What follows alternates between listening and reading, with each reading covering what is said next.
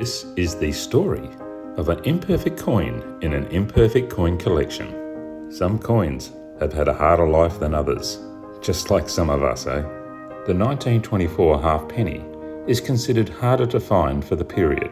Its mintage is estimated to be around 681,000 and was the first Australian halfpenny to be minted in Melbourne, Australia.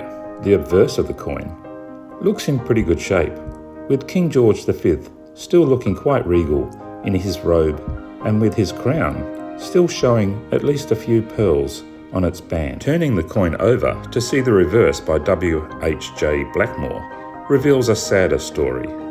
At some point of this coin's history, a collector has held it in place with sticky tape.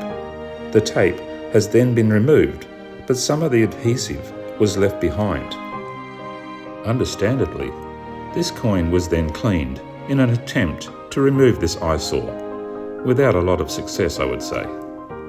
Cleaning coins, of course, is a subject that can be very contentious, so here's my halfpenny's worth on the subject.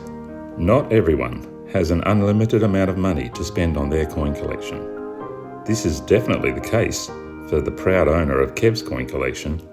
Now, I know this coin is far from perfect, but it does fill a space in my album for a hard-to-find halfpenny.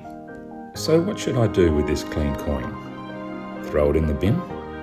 Or put it in that space in my album? If it was still covered in that ugly piece of tape, I'm pretty sure this coin would not have made it into that space in my album. When it comes to this coin, however, despite its failings, I'm happy to let this coin sit in my album until I can find an unclean coin in better condition that my budget will allow.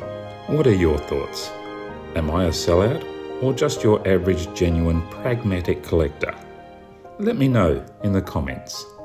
Or perhaps just give me a like if you agree with my sentiments on this matter.